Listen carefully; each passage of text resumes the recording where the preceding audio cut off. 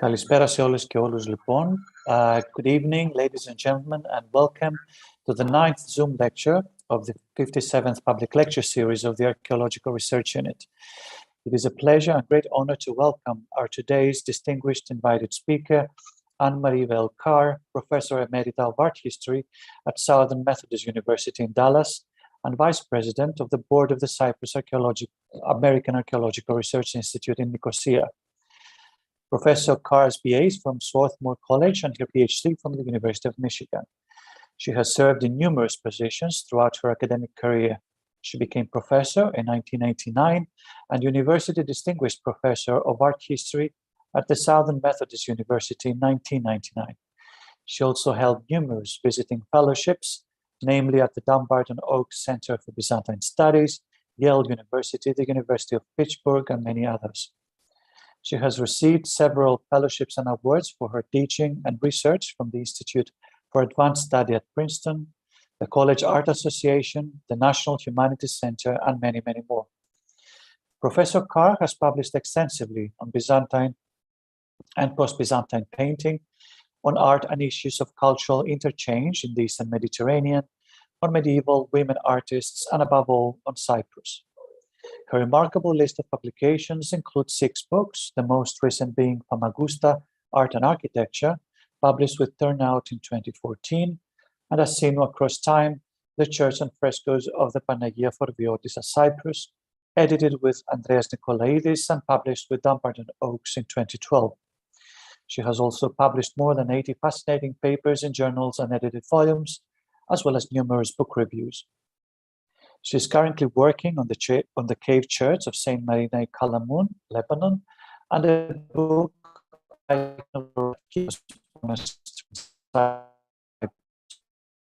virtual floor to Professor Carr. I would like to switch off your cameras and mute your microphones. You may use the chat window on Zoom should you wish to address a question or comment to our speaker. I would encourage you to switch on your cameras after the end of the presentation to address your question directly to our guest by raising your hand and unmuting your microphone. Dear Professor Carr, we thank you very much for accepting our invitation, and we very much look forward to your presentation on the cave church of Saint Marina, Kalamun. The floor is yours. Thank you so very much for this wonderful welcome. It is such a privilege, I must say, to be speaking to this vaunted community at the ARU. Thank you for the opportunity to do that. And thank you to everyone who is joining us this evening. Now, I'm not going to be speaking about Cyprus today. I'll be speaking, let's see, I must get my pictures up. Yes, please. There. Okay. Wonderful. Yes, and I will be speaking on a site in Lebanon that comes from the era of the county of Tripoli, Cyprus's older cousin among the Crusader states. And you can see a modern map of the same area here with the Lebanese coast from Tripoli to Beirut. And we're going to be studying the site here that oversees the coast road at Kalamun, just south of the Crusader capital of Tripoli. Now, I've been fortunate to work there with Dr. Lina Fakouri of the Académie Libanaise des Beaux-Arts and the team that she has assembled, above all Dr. May Davey of Balamand University, and Dr. Scott Williams and his students at Queen's University in Canada, especially Annemarie Guérin, who first reported an anomaly in the stratigraphy of the frescoes. And this project has yielded a book that is now seeking funding for publication. Dr. Fakouri is a conservator dedicated to reclaiming for scholarship a program of fresco painting that is barely visible today, but was once among the most fascinating examples, not just of stylistic, but of intellectual convergence of Greek and Latin that I know in the Crusader world. The program at Kalamun occupies the rear face of a large declivity in the rock wall that plunges down toward the sea. And you can see the iron steps that go up to it now. And from their top, here, you can see the top of it there, you can then look down over the landscape, down to the sea road that has carried commercial, military, and pilgrim traffic over the centuries. The paintings, to the extent that they survive, are here under the overhang at the top of the wall. They include 5 subjects. First, Saint Marina of Antioch, smiting Beelzebub with a mallet-like hammer. Then the Annunciation to the Virgin Mary. Then a small panel, which Dr. Fakouri has, I believe, correctly identified as the man chased by a unicorn from the romance of Varlam and Yoasaf. After that comes the Deicys, and finally a panel that bears 2 layers of imagery, one with the equestrian Saint Demetrius and one with a grid of scenes from the life of Saint Marina the Monk. The paintings extend over 8 meters across, and traces of soot on the ceiling above them might indicate that there was once an enclosure around them. How far they actually extended down on the wall is no longer determinable, since the lower portion of the wall was at some point cut back and a grave was cut into the floor. The figure who makes her way here toward the stair is Dr. Erica Cruikshank Dodd, upon whom we'll be relying for her photographs from the 1970s. And if in fact one compares one of her photographs up here with the Deicys and the final panel, with the same view published by Brosset in 1926, and you can see that the condition of the painting was not radically that much different in the 1920s than it was in the 1970s. A current photograph shows their condition in the wake of the Lebanese Civil War. Dodd's photograph of the layered wall shows very clearly the halo here and name of Saint Demetrius, and then with it you see over here Brosset's reconstruction drawing of the figure of Saint Demetrius himself. Now each of the 2 themes, here the Marina or Demetrius, works very effectively as a counterpoint to the figure of Marina of Antioch, who forms the other bookend to the sequence of scenes. Because Marina of Antioch, as a militant megalomartyr, is often paralleled in Byzantine iconography with military saints, while Marina the Monk is virtually invisible in the Byzantine iconographic tradition. And because the painted megalomartyrs must have projected so powerfully from their elevated perch over the landscape and coast road below, scholarly consensus since the 19th century has favored Demetrius as the earlier occupant of the wall. In 2017, however, building on lab work by Annemarie Guérin, Nina Fakouri determined that the initial occupant of the wall was, in fact, Marina the Monk. Hers was not only the earlier, but in fact the very considerably earlier layer, since Demetrius was applied only after all the faces of the program had been effaced. The priority of Marina the Monk was only the beginning of Dr. Fakouri's insights. She established that the 5 panels were in fact a homogeneous program painted on an expertly laid base of layered plaster. The impression it gives of good craftsmanship is confirmed by the appearance, again across the entire program wherever it can be tested, of a ground color of high quality ultramarine blue. Both the blue ground and the forms of the figures were painted in fresco, showing that the iconography was determined from the beginning.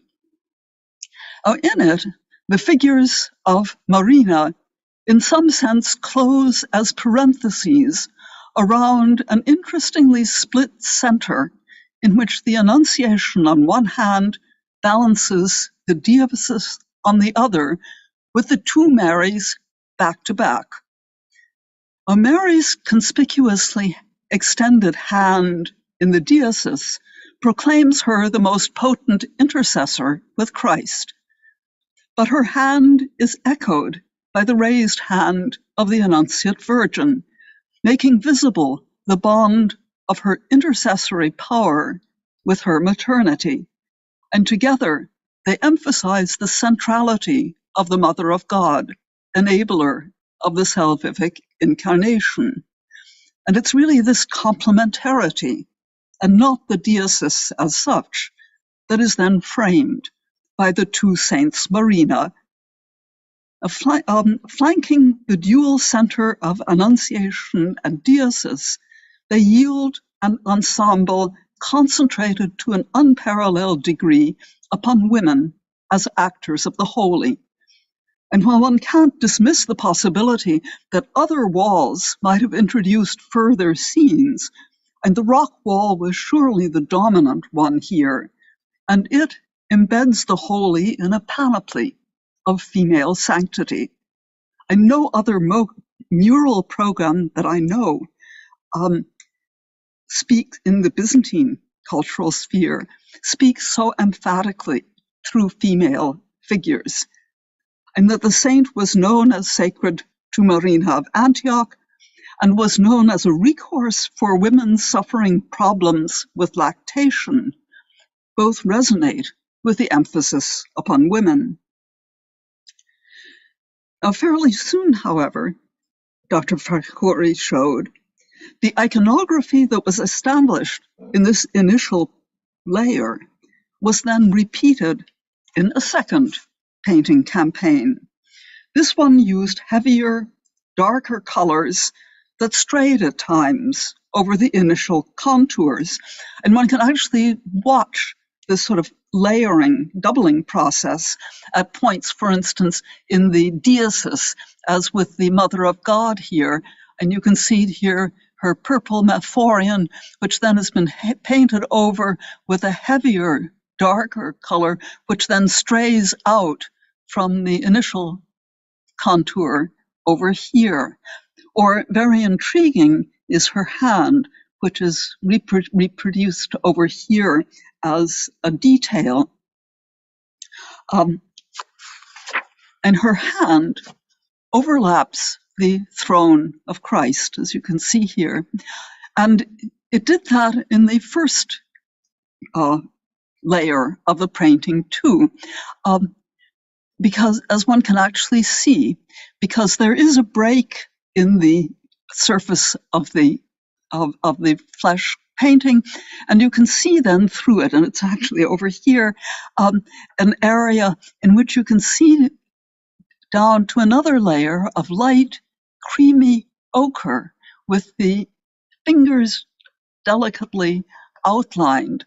And then that rather creamy initial color was then overlaid with the darker color. Now, the hand overlapping the throne is striking to me because it's a regional feature seen in other monuments, like the south apse, for instance, of St. George at Rosh Gida here. But at Rosh Gida, as you see here, and in fact throughout the Lebanon, the Diasis is embedded in the more extensive composition of the apocalyptic vision, with the seraphim and then below the four creatures around Christ. Now, given the rectangular compression of the scene at Kalamun, it seems unlikely that there was an apocalyptic vision here, and this departs from regional habit to assume Byzantine practice. Figural models also seem here to have been Byzantine, and for instance, the sort of slender-necked, narrow-shouldered figure of Christ, with his mantle cupping his right shoulder and flowing down his left chest, resembles the template seen in this icon at Sinai, which is echoed also in icons in Cyprus. And this type seems to have emerged near the end of the 12th century. It continued to be used well into the 13th century, as illustrated by another icon from Sinai, but it indicates that the initial program at Kalamun is certainly no earlier than the late 12th century. Then the second painting layer is heavier. Now that a good late Comnenian set of sources inspired the initial program is also reinforced by the figures of Marina. Now, the first Marina was the virgin daughter of a pagan high priest in pre-Christian Antioch in Pisidia, not Syria. Converted by her nanny, she pledged herself body and soul to Christ, withstanding both the physical torments inflicted by the pagan governor, who wished to convert and marry her, and the psychic torment of visitations in her prison cell by a vicious dragon and the devil himself under the name of Beelzebub. Beheaded for her indomitable faith, she died promising benefices to all who honored her remains. She was venerated with much the same vita by both Greek and Latin churches, but under different names and with different competences. And known in the Latin world as Margaret, she was revered especially for having emerged unharmed from the belly of the dragon, which had swallowed her, and so she was venerated as a protector of women in childbirth and of children. And the devil was secondary in her story. Now, by contrast, the Greek Marina was best known for vanquishing the devil by smiting him with a copper hammer, and she was venerated as a combator of evil. Although often depicted as a generic martyr, clothed in red and holding a cross before her breast, Marina also acquired a dynamic image, showing her assailing Beelzebub with her copper hammer. Among female saints, and really only she and Mary of Egypt were accorded icons incorporating narrative elements of their hagiography, and adopted in monumental programs as an apotropaion near portals, and often paired with military saints, as she would be eventually with Demetrius at Kalamun. The militant Marina assumed various forms, and the earliest and longest lived of her forms showed her with her hammer hand across her torso, as she is seen, for instance, here in one of her Vita icons in Cyprus. Another variant, which was also known in the Crusader East, showed Marina standing on Beelzebub, as you see here in a miniature by the Armenian painter Sargis Pitsak. But the most dramatic variant is the one with her hand held high, and this is seen for the first dated time in 1191 at Corbinovo. It appears in much the same time also at Castoria and continues to be used in the Paleologan centuries. And this is the pose which is used at Kalamun with full ferocity. Although not attested in Cyprus, where Marina was much honored, the pose was known on the mainland, because a rare ivory seal matrix, published as 13th century, was acquired in Beirut by Gustave Schlumberger, and a vivid icon, also of the 13th century, survives at Sinai. And the dramatic panache of Marina's militant pose here underscores the conclusion suggested by the Christ and the Deesis that the painter at Kalaman was in fact using good late Komnenian models, probably near the end of the century, and using them well. Marina of Antioch is answered then at the other end of the program by Marina the Monk. And she too was an early Christian saint, variously venerated across the Christian spectrum. Her Vita survives from the 8th century onward in both East and West, usually together with stories of the desert saints. Now, this Marina literally lacked a definitive icon in Greek iconography and was represented here not by her figure, but by her story in 8 or possibly 12 small scenes. And identified in her Vita as Maria, she was the sole offspring of a pious widower who decided when his child reached maturity to leave his property in her hands and withdraw to a monastic life. In the Greek version of her story, she insisted upon accompanying him, cutting her hair, donning male clothing, and changing her name to Marinos. In the West, her clandestine transvestism was instigated by her father, who distinguished himself in monastic service and then summoned her to join him, distinguishing her as a son named Marinos. In all versions, she outlived him there, but later, accused by an innkeeper's daughter of having impregnated her, Marinos did not deny the charge, but assumed custody of the child, suffering the opprobrium of his brothers for years before being readmitted to their community. Only at his death were his sex, and thus his innocence, revealed, followed by the posthumous miracle of curing the innkeeper's daughter of demonic possession. A Byzantine evidence of her imagery is gossamer, and the 2 surviving imperial menologia that include the month of February illustrated her Vita with a scene of her post-mortem miracle, curing the innkeeper's daughter of demonic possession. But no other menologion includes an image of her. And 3 12th century figures of generic female saints named Marina have tentatively been assigned to her because they appear among other monastic saints, and an image each at Bethlehem and Monreale have been associated with her because an image readily identified as the other Marina appears in the same cycle.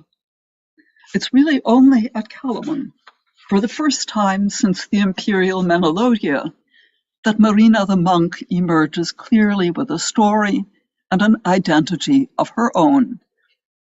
And her cycle at Kalaman is without known precedents, and no later cycle is known to have built upon her.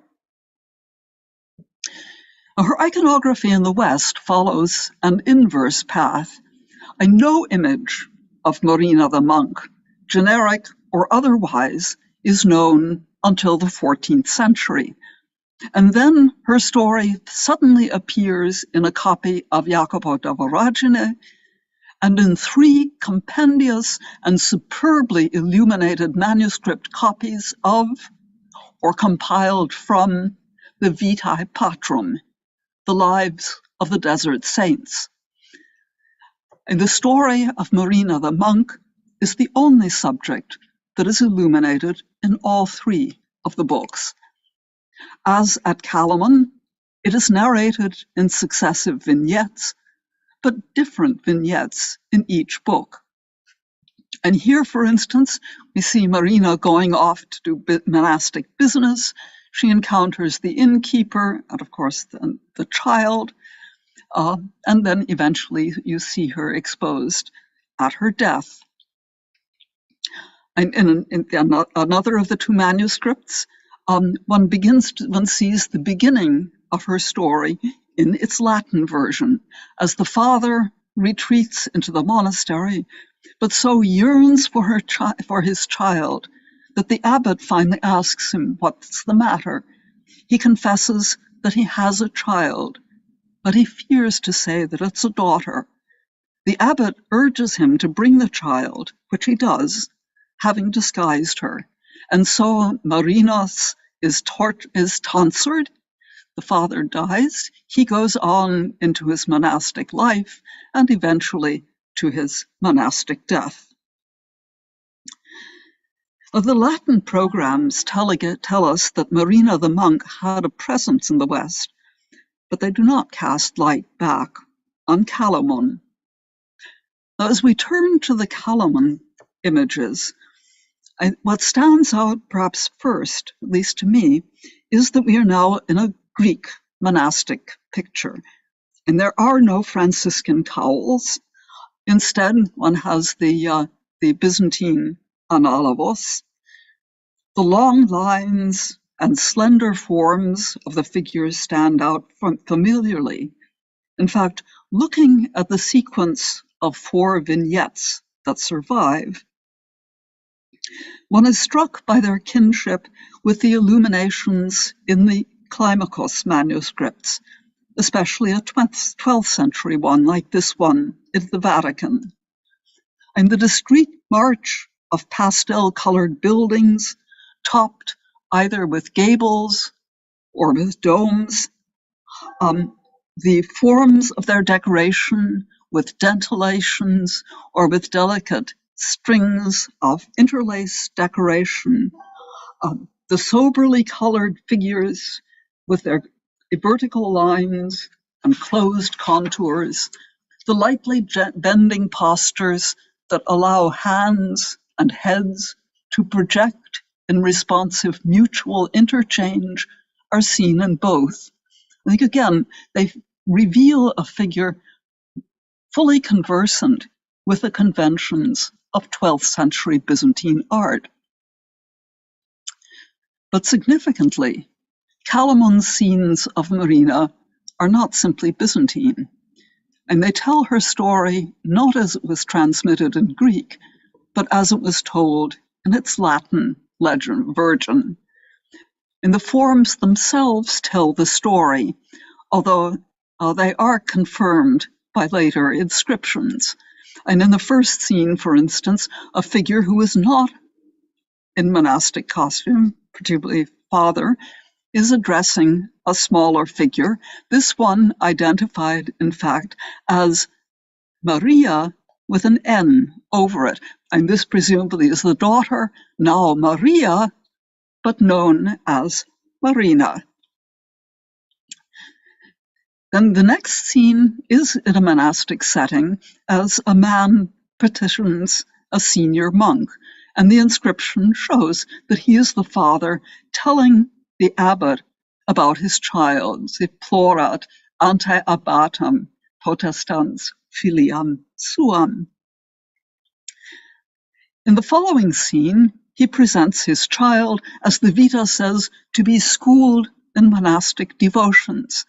And the inscription specifies that the child is speaking before the abbot from the Speculum Puerorum, a monastic instructional manual widely used in the medieval West.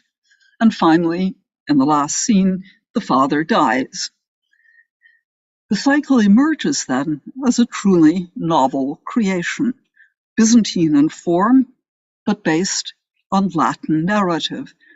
It casts transformative life on the program at Kalamun, because eloquently and effectively Greek, as it is in its artistic language, it's colored by, if not created exclusively for, Latin use.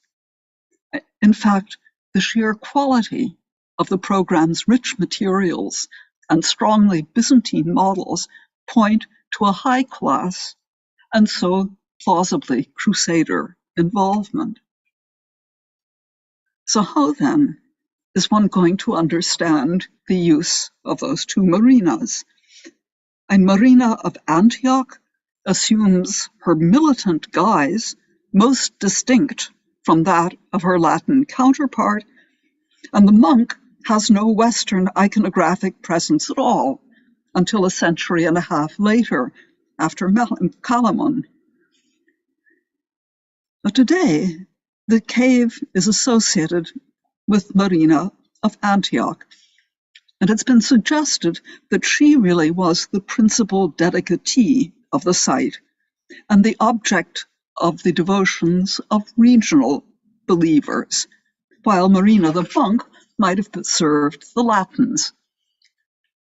But in fact, there's no particular evidence that Maria of Antioch had a medieval following in the region. In fact, the one other medieval image unequivocally identified with Marina that is attributed to Tripoli is assigned to Latin patronage. It's the tiny icon of Saint Marina in the Menil collection in Texas, published by Jaroslav Folda. He assigns it to Tripoli on the basis of its kinship with icons attributed to Tripolitan painters, but to Latin ownership on the basis especially of its elaborate frame. And this jars with Byzantine sensibility, where the frame is characteristically continuous with a golden ground.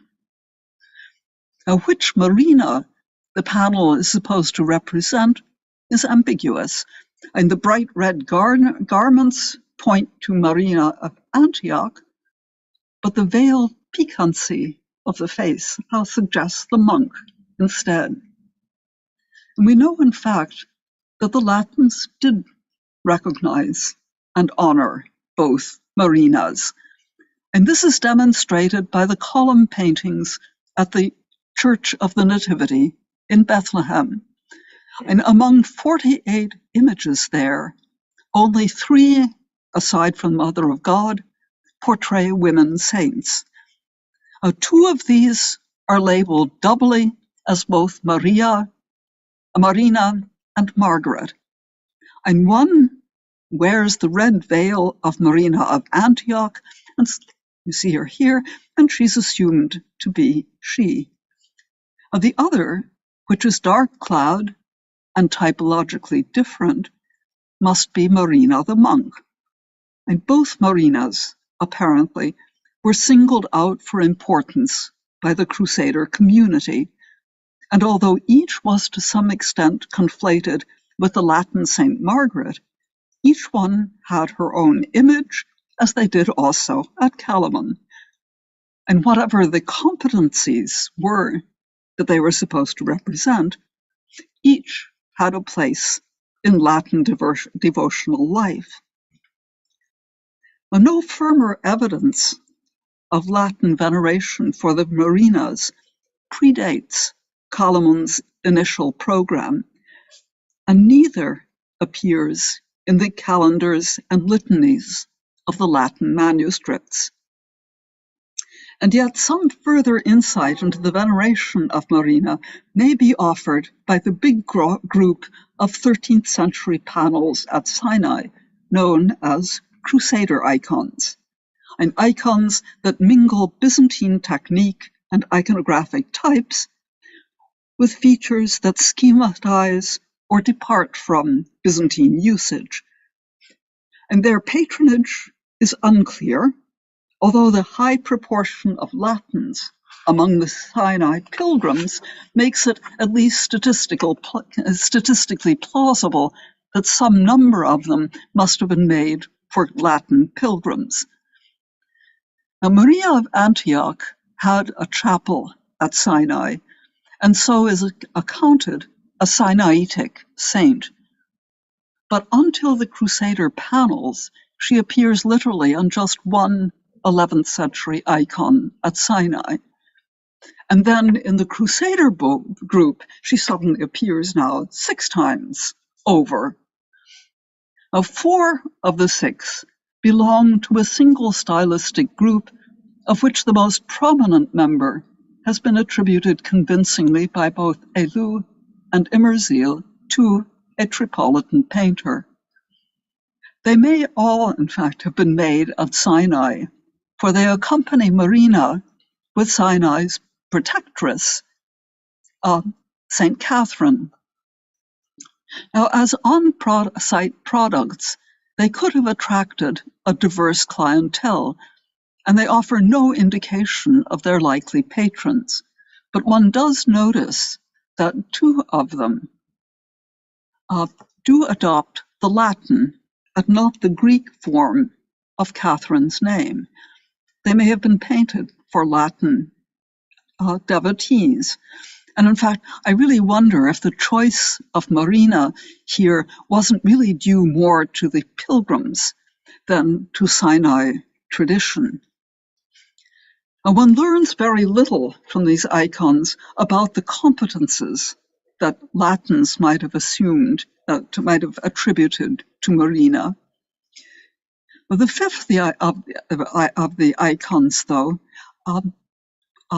which is a little triptych, clearly did have Latin patrons, because its central leaf shows a Virgin Galacta Trophusa being venerated by a couple in Latin clothing, leaning in the Western posture of prayer.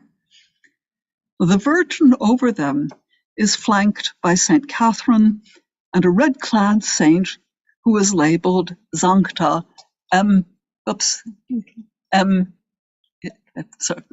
M-A-R, presumably Margarita or Marina. Her place at the right hand of the nursing Virgin suggests that her figure integrates Marina of Antioch's image with Margaret's special competence in maternity. And the same integration could have characterized Calamon too, where Maria of Antioch accompanies Marina the Monk, who certainly did nurse. And nursing, as noted, has been associated with the site there. The image chosen for Marina in Calamon, however, as a militant demon smiter, is not really that suggestive of that kind of reading. And I think this turns attention to the last of Sinai's Marinas. And we've glimpsed it already, and like Calamon, it's a work of high and quite Byzantine quality. In fact, one would simply call it late Comnenian, were it not for the fine flush of color in the saint's face and the extravagant frame, which point to the 13th century. Now, its militant iconography, as we noted, is uniquely Byzantine, but it appears in no other panel-painted icon of Byzantine date. And like the warrior saints with whom she's often paired, Marina assumes a quality less of devotional accessibility here than of moral exemplarity, standing out as a kind of behavioral model more than as a devotional intercessor. Her self-absorption is only intensified by the closure of the emphatic frame. And as with Fulda's little icon, I wonder if this emphatic enclosure might not indicate Crusader patronage. And with its dynamic posture and emphatic mallet-like hammer, the figure is strikingly closely akin to the figure at Calamon, with which it shares its Byzantine character. And the stars that spangle its frame evoke those that frame the warrior saints at Kaftoun, and the vibrant colors recall the Tripolitan icon at Sinai. So this icon too might indicate a devotion to Marina akin to that at Calamon that is not totally Byzantine in form. But if Marina of Antioch was affirmed by the Latin devotees, we still have the question of why Marina here in Kalamun. And I think this turns attention to the other Marina, the monk, and a very fascinating contribution to the book by May Davy. And she has shown that before she was absorbed by the Maronites and installed as the patron saint of their patriarchate at Kanumin in the mountains, Marina the Monk was believed to have come from Kalamun. She had accompanied her father from Pisidia to the monastery of St. James, whose ruins still lie in the hill above the cave, and had spent her long eviction from the monastery caring for her child in the cave itself. And small wonder that mothers craving the ability to lactate found comfort in that site. And Dr. Davy posits that it was only in quite recent times that the local Melkite population erased the now Maronite Marina with the incontrovertibly orthodox Demetrius. So Marina the Monk then emerges as the instigating force in the program here, and she is the regionally rooted figure. And yet it's her image, her imagery, that has the Latin form. But as Dr. Fakuri argues, daunting levels of male mortality made fertility a matter of almost desperate concern to the Frankish population. Long before the Demetrius, though, the whole program of the cave had been overpainted. The most informative glimpses of this campaign in terms of form are tiny fragments from the faces of the abbot and the father in both panel 2 here and also in panel 4, where it has the abbot and the dying father below. And the upper two faces here are the abbot here and the abbot there, and then here the pate of the father there and the father down here. Now, Matt Immerziel has compared the heads of the abbot, the two heads of the abbot, with the heads of the apostles in the fragmentary early 13th century scene of the Chemesis at Ede al-Batrun. And I think he's absolutely right that they should be aligned with the most strongly Byzantine murals that remain in Lebanon. At the same time, however, the forehead of the abbot at Kalamun seems dense and frugally modeled next to the rippling furrows carved by light and color on the brows of the apostles at Ede. I think it suggests a heavier and more simplified treatment, more akin, although the scale is very different here, to the firmly defined differentiations of color areas in the Christ at Kfar Hilda, tentatively assigned to the 1230s. Again, I think if one looks at the smoothly rounded pate of Marina's father here, one can contrast it with the color modeling of an angel at Dede and the smoother modeling of the much-loved shepherd at Kfar Hilda. And informative, too, I think, is the meticulous care of the architectural details in the architecture of scene 4. And you can see the firmly designed dentils down here, and then up above is as a pattern of methodically repeated curving, sort of inversely curling vine scrolls up there.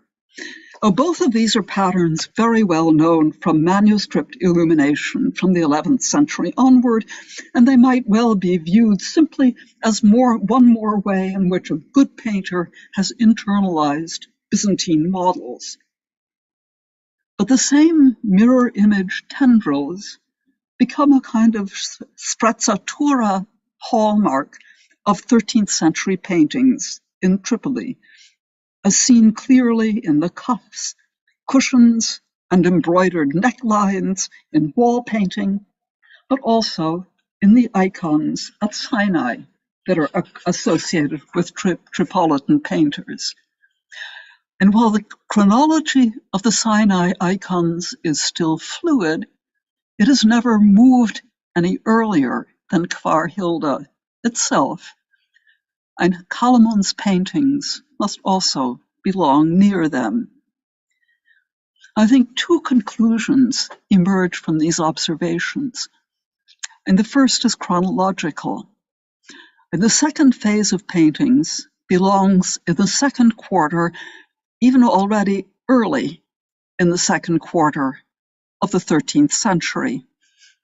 And this has implications for the first phase, and its iconography had yielded a judgment of no earlier than the late 12th century. And these two campaigns, then, are separated by less than 2 generations, and possibly by less than 1 generation. And both are crusader, and they fall into a time of upheaval for Tripoli in the harrowed wake of Hattin. And one wonders if the first campaign was perhaps left unfinished and resumed in the second. I think the second fact that emerges from this is that this is not merely a shift in time, but a clear change in artistic tradition, as images realized by painters working in the Byzantine tradition were then reworked by new artists using adaptations of the Byzantine modeling and ornament that were distinctive to the county of Tripoli itself. In fact, much the kind of contrast that you see there. I think that raises the question of whether the shift in artistic tradition also signals a change in the audience or patron community that was served by the murals, and that this was not a shift, it was not a change, I think, is indicated by a factor of particular interest in the second phase of painting, and that is the inscriptions.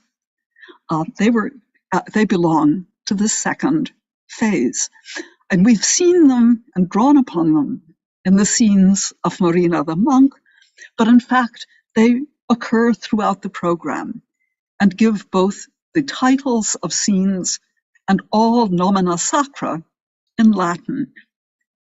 Latin patrons have been presumed for large numbers, not only of the monumental public images in the Crusader states, but also of portable panel paintings preserved at Sinai. But the number of works with Latin inscriptions remains conspicuously small, and Greek was ecumenical as a sacred language. And Latin, so far as we know, functioned as a sacred language only for Latins. I think that was surely the case also at Kalamun. The new second phase of painting added more than just inscriptions, though. It seems to have added a new scene, at least the intelligible elements of the little allegorical image of the man chased by a unicorn from the romance of Barlaam and Joasaph, or in Latin, Barlaam and Josaphat, seems to belong only to the second phase. It's the earliest known instance in the medieval East of the allegory's depiction independently of the romance's text. And stumbling into an abyss as he flees the mythic unicorn, a man catches tree branches that break his fall. Looking upward, he sees mice chewing at the branches, and below he sees a gaping dragon. But drops of honey from the branches so enrapture him that he neglects the threats. A moral admonition about the stealth of death and the corruption of pleasure, the vignette encapsulates the core message of the romance. Varlam and Yosef was known throughout the medieval world, but I think a scene from it really can't have been introduced just lightly. And I think its presence here really affects the program's content, and it must give insight into the way in which the program was being understood when it was overpainted. I think it inflects the content in two distinct respects. And the first concerns the way in which it intervenes between the two back-to-back figures of the Mother of God, one in the Deesis and the other in the Annunciation. As we saw, the special efficacy of Mary's intercession, evoked in her gesture to Christ in the Deesis, is shown here to be rooted in the fact of her maternity as visualized by the way her gesture is echoed. But the bond between the two Marian figures is now split by the minatory vignette of the man chased by the unicorn. And rather than uniting the two Marian figures, it creates a caesura between them. Well, the fact of the program's split center was noted from the beginning, and with the introduction of the allegory, I think a rationale for the split is inserted. And the allegory introduces an admonition. One must guard one's behavior and discipline one's will if one is going to achieve the salvation that Mary makes possible. I think in doing this, it draws attention to the passionate purity of Mary's own will in accepting her role, but I think it also aligns her with the similarly exemplary Marina of Antioch beside her, the demon-smiting bride of Christ. It signals a degree of moral earnestness in the program's message. I think the other aspect of the vignette's content relates to the story of Marina the Monk. And the connection here is created by the kind of book in which Marina's Vita was transmitted. In both Byzantium and the West, the Vita had become embedded very early among the stories of the 4th century desert fathers, and Marina was among a small but durably popular cluster of desert mothers. The stories of the desert saints, male and female, were compiled already in the 4th century in the medieval West into the compendious collection known as the Vitae Patron. It was precisely in volumes of or drawn from the Vitae Patron that the 14th century cycles of Marina the Monk were painted. The Vitae Patron was a perennial favorite in the West as a book of monastic instruction, and with notable frequency, the romance of Barlaam and Josaphat was incorporated into it. When, in the first years of the 13th century, vernacular translations began to be produced for lay devotional use, both texts were translated together, and from there they also go to the Jacopo d'Origine. So that in the Latin world, the Vita of Marina circulated in volumes that also included Barlaam and Josaphat. In Byzantium too, Barlaam and Yosef was often coupled with other texts, but none of the 157 Greek manuscripts of Byzantine date listed by Robert Fulk is actually joined by lives of the great early monastic saints. And in the Latin world, by contrast, their conjunction was long standard.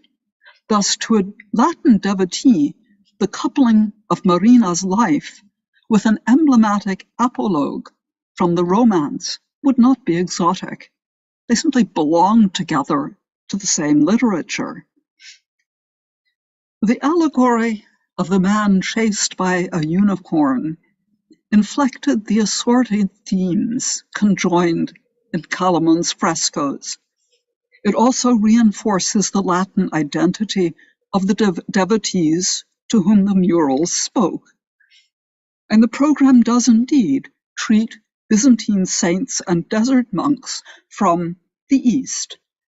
And these figures were valued in the Latin world as precisely Eastern. And here at Calaman, their depiction is framed by monastic reading, by Latin monastic reading. For the Latins, Barlaam and Josaphat and the desert saints, including the women ascetics, Marina the Monk among them, were all one literature. And for the Latin residents of the county of Tripoli, these figures were suddenly right at hand. Their message was at least as moral as it was maternal. A site like the cave, with its associations with Marina, must have been adopted by a Latin community, plausibly, but by no means necessarily a female one, plausibly monastic, but also possibly confraternal, as a place in which the roots of their own Christianity ran right into the soil of the Christian East.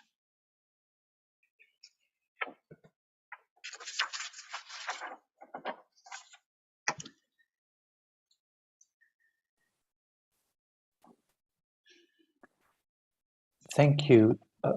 Sorry. Yeah. Great. Thank you very much.